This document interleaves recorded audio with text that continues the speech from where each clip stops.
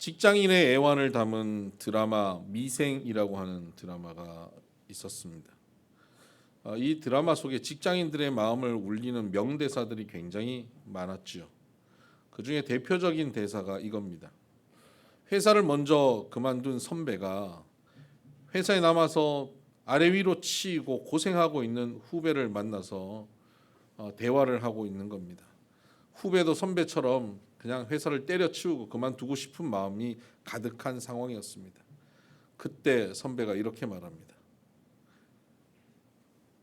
회사가 전쟁터 같지. 그래도 밀려날 때까지는 그만두지 마라. 바깥은 지옥이야. 많은 직장인들이 회사 가기 싫을 때, 특히 월요일 아침 이렇게 눈이 오거나 비가 온 월요일 아침 출근길에 회사를 그만두고 싶은 날, 상사에게 구박받고 그래서 더 이상 회사 다니기 싫은 그날, 이 대사가 생각나서 발걸음을 지키고 회사를 향해 갔다라고 하는 직장인들이 참 많습니다. 그래, 이 회사가 지금 참혹한 전쟁터지만 그만두고 나가면 지옥이래. 버티자. 그냥 지옥보다는 전쟁터가 나으니까 전쟁터로 가자. 아파도 비가 와도 우울해도 그래도 전쟁터가 지옥보다 낫지. 그리고는 전쟁터 같은 자기의 삶의 현장으로 나아간다 하는 직장인들의 고백들이 있습니다. 오늘 본문에 등장하는 사마리아 여인이 우물가에 가고 있습니다. 그녀에게 있어서 우물가는 전쟁터와 같은 곳입니다. 너무 가기 싫은 곳입니다. 그러나 그 우물가를 가지 않으면 그의 삶을 지켜낼 수 없는, 그래서 어쩔 수 없이 그 우물가를 찾아가는 현실입니다. 왜 그녀에게 우물가는 전쟁터 같을까요? 이 여인은 사마리아의 수가라고 하는 성에 살고 있는 여인입니다. 이 여인은 행복을 싫어하는 사람이 누가 있겠습니까? 행복을 추구하며 살았을 것입니다. 열심히 행복하게 살아보려고 살았는데 어찌하다가 남편과의 결혼이 실패하고 또 다른 남자를 만났지만 또 실패하고 또 다른 남자를 만났지만 또 실패하고 남편을 5번이나 바꿨습니다. 그리고 현재는 또 다른 남자와 살고 있지만 공식적으로 결혼하지 않은 상태로 그 남자와 살고 있는 여인입니다. 그 동네, 작은 동네에서 그녀를 모르는 사람이 없었습니다. 그녀는 많은 사람들의 수근거림과 손가락질 속에 살았을 것입니다. 많은 사람들이 그녀를 만나고 싶어 하지 않았고 만나면 심한 욕과 저주를 퍼부었습니다. 특별히 여인들이 더더욱 그러했습니다. 그녀는 5명의 남편 그리고 지금 새로운 남자와 살고 있지만 어쩌면 그 외에도 숱하게 많은 남자들이 지나갔을지도 모르지만 그런 삶을 사는 가운데 그는 행복을 누리지 못하였을 것입니다. 그는 늘 영혼 속에 목마름이 있었을 것이고 주변의 많은 사람들과의 관계가 틀어지고 한때 사랑했던 남자와 남편과 관계가 틀어지고 이 세상에 날 사랑해 줄 수 있는 사람이 아무도 없다는 사실 때문에 그녀는 매우 외롭고 지친 삶을 살았을 것입니다. 우물가는 그 중동 지역의 우물가는 오전에 가는 곳입니다. 아니면 저녁에 가거나 대낮, 여기 나오는 그 6시라고 하는 대낮은 정오입니다. 정오. 이때는 너무 뜨거워서 사람들이 밖으로 잘 다니지 않는 시간입니다. 바로 이 정오에 이 여인은 우물가에 간 것입니다. 왜 정오에 우물가에 가야 합니까? 우물가에 모든 사람이 가는 오전 시간은 그녀가 가면 욕을 먹기 때문입니다. 그 사람들 사이에 끼어들 수 없기 때문이에요. 그 동네 공동체 속에 그녀가 함께 할 수 없는 외로운 처지에 놓인 사람이기 때문에 그녀는 정오에 그 떼약볕 아래 우물가로 갈 수밖에 없었습니다. 그녀가 우물가에 갈 때 그 걸음이 신나고 즐겁고 활기찼겠습니까? 언제나 우울하고 의욕이 없는 그런 걸음이었습니다. 그 우물가는 그녀에게는 참혹함을 느끼고 비참함을 느끼게 하는 전쟁터와 같은 자리입니다. 그러나 그 전쟁터와 같은 비참한 자리인 우물가에 오지 않으면 그녀는 생존할 수 없었습니다. 그래서 비참함이 있음에도 불구하고 그녀는 날마다 고통스러운 그 일을 반복해야만 했습니다. 오늘 여러분에게 있어서 이런 우물가가 혹시 있으십니까? 비참하고 참혹하기도 하고 때로는 자존심이 상하기도 하고 내 감정이 뒤틀리기도 하고 그러나 그곳에 안 갈 수는 없고 안 할 수도 없는 일, 그런 자리, 그런 일에 혹시 놓여 계십니까? 사업하시는 분은 그럽니다. 너무너무 자존심 상하고 너무 속이 상하지만 어쩔 수 없이 또 그 사람들을 만나러 가야 합니다 하는 분들을 종종 봅니다. 육아하는 아기 엄마들도 그렇습니다. 너무 사랑하는 아이를 키우고 있지만 그 육아하는 어머니들이 하는 얘기가 육아 현장은 전쟁터라 그럽니다. 제대로 먹지도 못하고 화장실도 갈 수 없고 아침에 눈을 뜨는 게 무섭다 그래요. 자신이 눈 뜨는 것도 무섭지만 애가 눈 뜨는 게 더 무섭다고. 너무 예쁜 아이지만 그 아이를 하루 종일 육아하는 것이 전쟁터 같다는 겁니다. 그렇다고 그 전쟁터를 떠나버릴 수도 없는 겁니다. 직장을 가는 사람들, 취업을 위해서 계속 떨어지지만 반복하여서 공부하고 있는 취업 준비생들, 가정주부들, 각자 저마다의 우물가에 놓여 있을 것입니다. 때로는 그곳에서 자존심이 깊이 상하기도 하고 감정이 뒤틀려서 소리를 지르고 싶기도 하고 포기하고 다 던져버리고 싶지만 던질 수 없는 현실에 놓여 그 길을 걸어가고 있는 우리들의 모습이 있습니다. 여러분, 그런 순간 그런 장소에 갈 때마다 서 있을 때마다 너무 나만 불행하다, 나만 비참하다고만 생각하지 마시기 바랍니다. 왜냐하면 우리 주님께서는 바로 그 비참한 우물가에 찾아오시기 때문입니다. 주님은 성공한 자리에 찾아가시기보다 가장 비참하고 참혹한 현장에 찾아오십니다. 4절을 보면 사마리아를 통과하여야 하겠는지라 라고 기록되어 있습니다. 여기서 사마리아를 통과하여야 라고 하는 이 단어, 헬라어 데이라고 하는 단어는 must be, 반드시 그러해야 한다라는 뜻입니다. 반드시 그래야 한다. 반드시 사마리아 그 길로 걸어가야겠다라고 말씀하신 겁니다. 여러분, 유대인들이 유대를 떠나 갈릴리로 갈 때는 사마리아를 통과해서 가는 길이 가장 편하고 좋은 길이고 가까운 길입니다.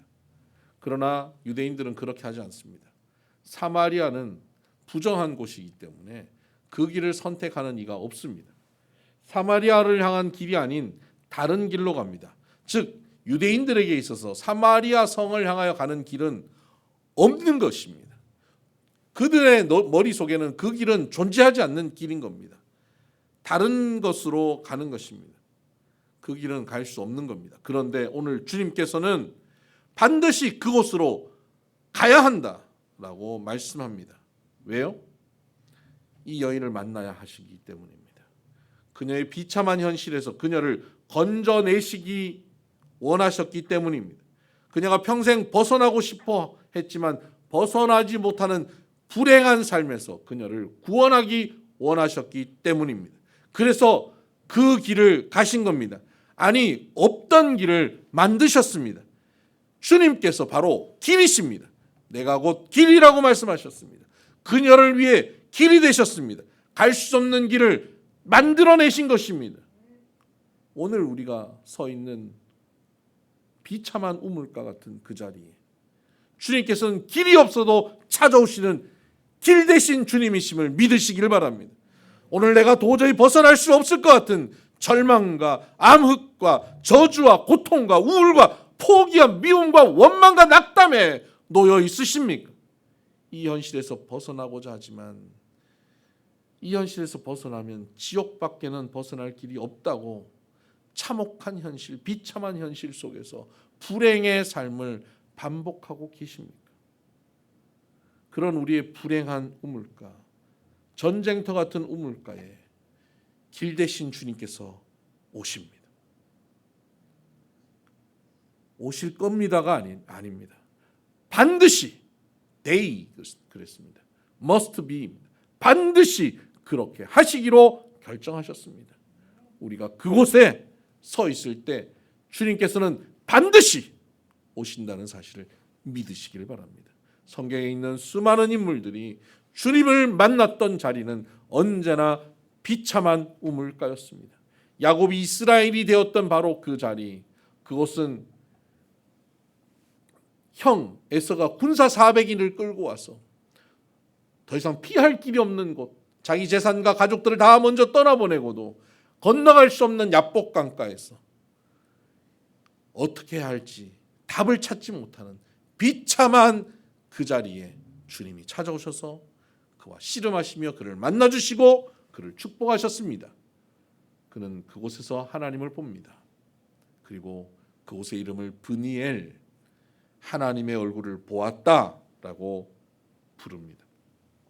야곱은 가장 비참했던 그의 우물가에서 주님을 만난 것입니다. 다윗 또한 가장 비참했던 자리라고 볼 수 있는 블레셋 왕 앞에 도망친 날이 있었습니다. 제정신이 아니었죠. 블레셋 왕 앞으로 도망쳐버린 것입니다. 정신 차리니까 도관에 던집니다. 그곳에서 벗어나기 위해서 침을 흘리고 그적거리며 미친 척 연기를 하는 그의 현실이 얼마나 비참하고 참혹했겠습니까? 그곳에서 미친 척하고 그 블레셋 왕 앞에서 도망치고 나온 이후에 그가 시편 34편을 기록합니다. 그 34편 8절에 그는 이렇게 고백합니다.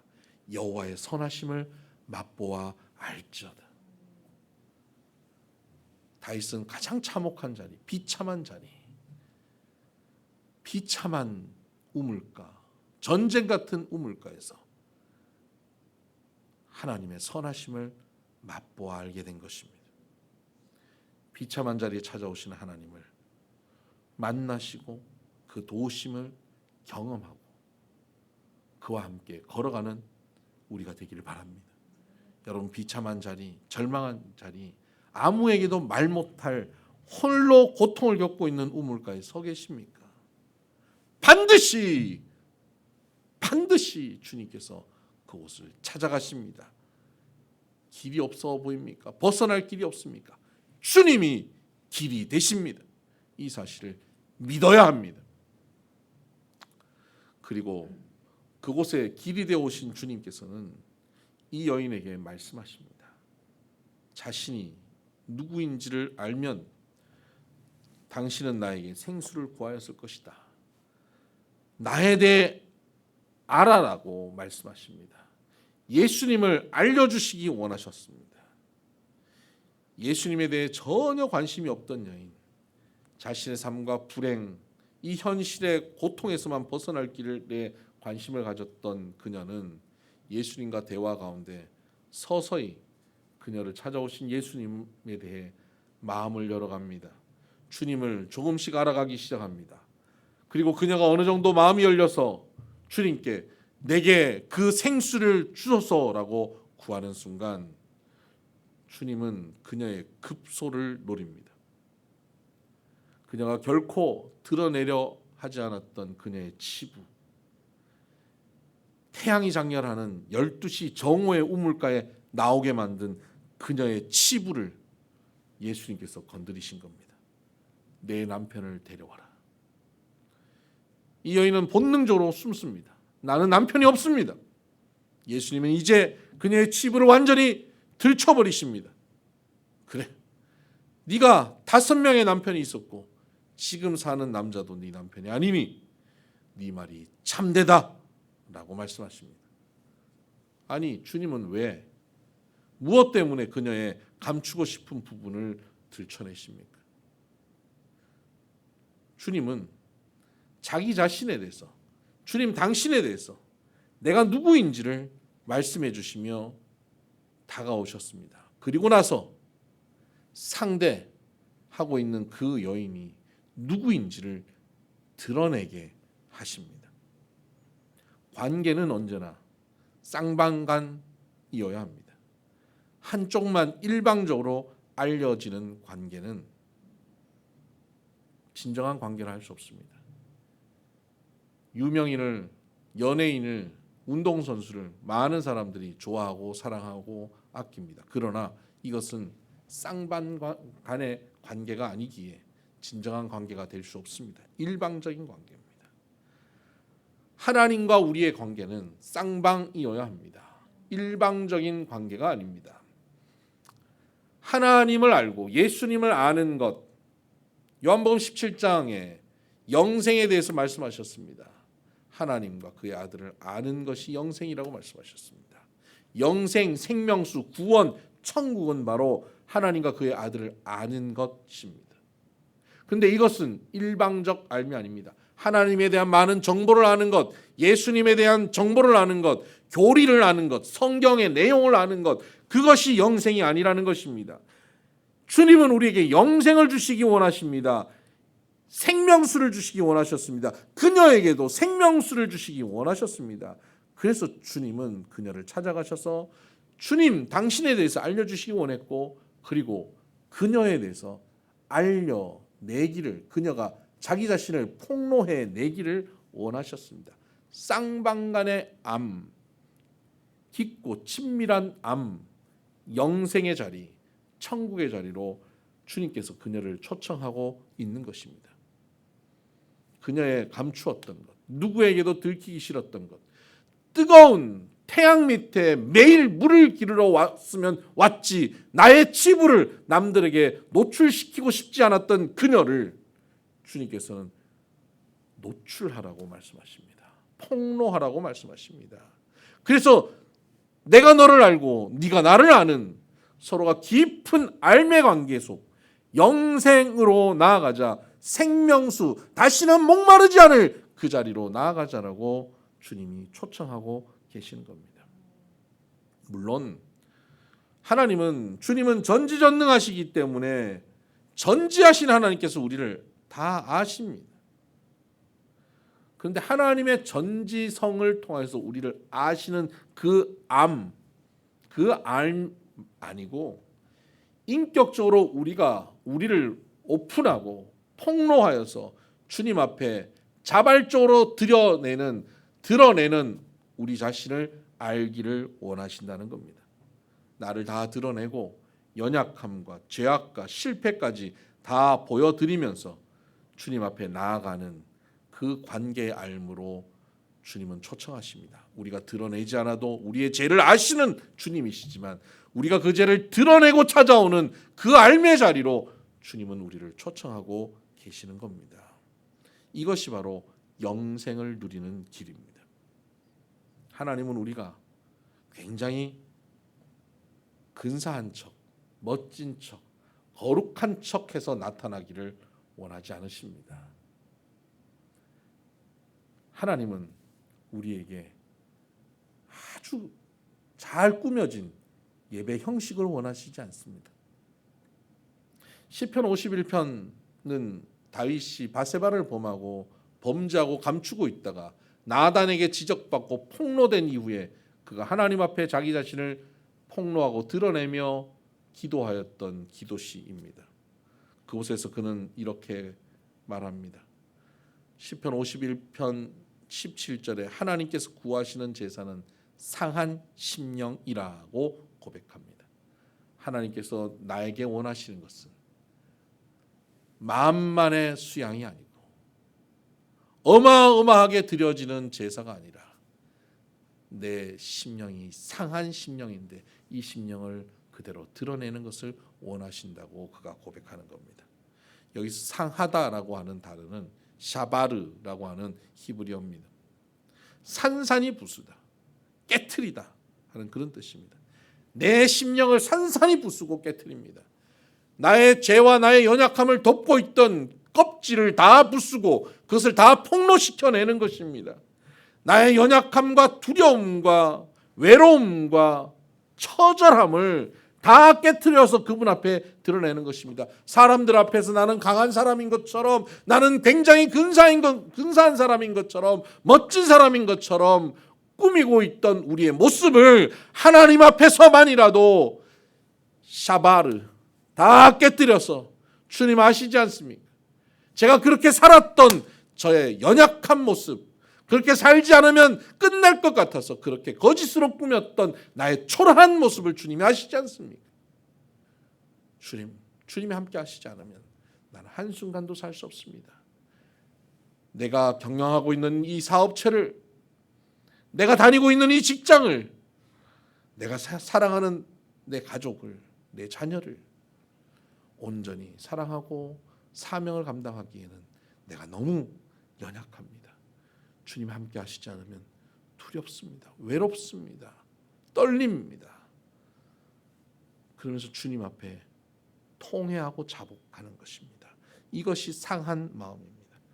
마지막 붙잡고 있던 내 자존심까지 다 깨트려 주님 앞에 나가 울며 나의 모습, 나의 실존을 주님 앞에 내어놓는 것, 이것이 상한 심령입니다. 주님께서는 우리에게 이렇게 나오기를 원하십니다. 그렇게 나갈 수 있는 가장 좋은 자리가 전쟁터 같은 우물가입니다. 바로 그래서 주님께서는 그 자리를 찾아오시는 것입니다. 오늘 그 자리에 우리가 서 있다면 이제 주님께서 우리에게 원하시는 것이 있습니다. 너의 상한 심령을 내어놓으라는 것입니다. 우리가 내어놓지 않는다면 우리에게 영생을 주시고, 그래서 서로 간에, 하나님과 우리 간에, 쌍방 간에 온전한 영생, 생명수를 우리에게 주시고 누리게 하기 원하시는 하나님께서는 우리의 감추어져 있던 우리의 연약함, 우리의 죄, 우리의 두려움을 폭로시키실 것입니다. 어떠한 상황을 통해서, 때로는 나의 실수를 통해서, 때로는 누군가의 입술을 통해서 나의 감추려 하였던 치부를 드러낼 것입니다. 그러나 그 전에 주님께서는 우리에게 말씀으로 찾아오셔서 드러내기를 요청하십니다. 그때 드러내는 것, 이것이 회개입니다. 오늘 우리 하나님의 말씀 앞에 찔림이 있다면 나 자신을 드러내고 상한 심령으로, 주님, 난 아무것도 할 수 없는 초라한 존재, 연약한 존재입니다. 한순간도 주님 나를 떠나서는 난 살 수 없습니다. 내가 이렇게 치사하고 비열한 존재임을 주님 앞에 고백합니다. 이 고백을 가지고 주님 앞에 나가시기를 바랍니다. 그럴 때 상한 심령을 가지고 나갈 때 주님이 우리를 만나주시고 우리와 깊은 관계로 이끌어 가십니다. 이렇게 다 드러난 후에 우리를 하나님이 다 아신다라고 할 때, 그때 하나님이 나를 다 아시는 것은 얼마나 평안한지 모릅니다. 하나님이 나를 다 아시는 것이 두려운 것이 아니게 됩니다. 여러분 어릴 때 그런 경험 있으십니까? 부모님께 뭔가를 감추고 숨기고 있다가 들키면 어떡하지 하다가 어느 순간 그게 들키거나, 또는 그것을 내가 고백을 하거나, 그래서 그 문제가 부모님과 풀리고 나면, 오히려 그 전에 감추고 있을 때는 두렵고 떨렸지만 그것이 폭로되고 풀리고 나면 마음이 평안하지 않습니까? 얼마 전 저희 막내딸이 뭔가 그렇게 혼자 고민하고 감추고 해결하지 못하는 아주 작은 문제가 있었어요. 근데 그것을 어느 날 엄마와 아빠한테 폭로시켰어요. 얘기했어요. 그리고는 속 시원하대요. 솔직하게 말하고 나니까, 다 말하고 나니까 너무 평안해, 너무 좋아 그래요. 그것입니다. 부모님이 나를 알까봐 두려워서 숨고 감추던 우리가 그것을 폭로하고 그래서 부모님과 그 사실을 공유하게 되면 오히려 마음이 편안해지는 것처럼 하나님 앞에서 우리의 모든 것을 다 폭로하고 나면 거기서 오는 평안이 옵니다. 하나님이 여러분을 아시는 것, 그것이 두려우십니까? 어떤 성도님들은 그렇습니다. 하나님이 다 아신다는 것이 너무 두렵다는 거예요. CCTV로 다 찍힌다는 사실이 너무 두렵다는 거예요. 폭로하시길 바랍니다. 그렇다면 하나님이 아시는 것이 두려운 것이 아니라 평안함임을 느끼게 될 것입니다. 다윗은 일생 이렇게 자신을 하나님 앞에 폭로하며 하나님을 의지하며 살았습니다. 그래서 하나님이 자기 자신을 아는 것이 두려움이 아니라 감격이며 기쁨이 되었습니다. 그런 다윗이 시편 139편에서 이렇게 노래합니다. 제가 세 번역으로 읽어드리겠습니다. 주님께서 나를 샅샅이 살펴보셨으니 나를 환히 알고 계십니다. 내가 앉아 있거나 서 있거나 주님께서는 다 아십니다. 멀리서도 내 생각을 다 알고 계십니다. 내가 길을 가거나 누워 있거나 주님께서는 다 살피고 계시니 내 모든 행실을 다 알고 계십니다. 내가 혀를 놀려 아무 말 하지 않아도 주님께서는 내가 하려는 말을 이미 다 알고 계십니다. 주님께서는 이렇게 다 알고 계신다고 고백하고 있습니다. 그래서 두려운 것이 아니라 그것이 너무너무 놀랍고 측량할 수 없는 기쁨을 누린다 고백합니다. 6절에 이 깨달음은 내게는 너무 놀랍고 너무 높아서 내가 감히 측량할 수조차 없습니다. 그는 그렇게 고백합니다. 심지어 자기 자신의 초라함과 연약함을 다 드러내어 주님과 영생의 교제를 누리고 나니까 어느 날 우리가 신앙생활하다 보면 어느 날 우리가 영적으로 침체되고 무너지는 순간이 있습니다. 모든 것을 포기해버리고 싶은 순간, 우물가에 가는 것 같은 그런 비참한 순간이 있지요. 다윗도 그런 순간이 왜 없었겠습니까? 그 순간 다윗은 이렇게 외쳤습니다. 내가 말하기를 어둠이 와락 나에게 달려들어서 나를 비추던 빛이 밤처럼 되어라. 이렇게 외쳤다는 겁니다. 어둠이 나에게 달려들어서 나를 비치던 빛이 밤처럼 되어버렸으면 좋겠다. 모든 것이 그냥 이대로 끝나버렸으면 좋겠다. 암흑 속에 내가 갇혔으면 좋겠다라고 우울함 속에 저주를 하는 그 순간에도 주님 앞에서는 어둠도 어둠이 아니며 밤도 대낮처럼 밝으니 주님 앞에서는 어둠과 빛이 다 같습니다. 어둠이 와서 나를 덮어버리는 절망의 순간에도 주님께서는 나를 다 아셔서 주님이 함께 하시니 밤도 낮과 같아집니다. 절망과 비참한 자리가 평안과 기쁨의 자리로 바뀝니다. 라고 고백하는 겁니다. 우물가에서 절망하고 하루하루를 불행한 삶을 살아가던 사마리아 여인에게 주님 찾아오셔서 그녀를 폭로시키시고 이제 그녀와 주님이 깊이 아는 관계로 나아가십니다. 그녀를 일평생 덮고 있던 암흑 어둠을 쫓아내십니다. 더 이상 그 암흑이 그녀를 지배하지 못하도록 빛 대신 예수님이 그와 함께 하십니다. 그 목마름이 그를 지배하지 못하도록 생명수를 그에게 부어주셨습니다.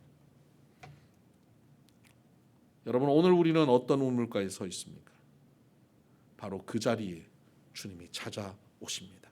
반드시 그곳에 오셔서 우리를 만나실 겁니다. 그리고 여러분과 깊은 알매 관계로 나아가기 원하십니다. 그것이 영생입니다. 더 이상 숨기지 마시기 바랍니다. 감추지 말아야 합니다. 여러분이 폭로되는 기회를 부끄럽게 생각하지 말아야 합니다. 오히려 그 순간 더 적극적으로 여러분을 폭로하고 하나님 앞에 나아가야 합니다. 그때 하나님과 여러분은 친밀하고 깊은 영생의 풍성함이 시작되며 누리게 될 것입니다. 기도하십시다.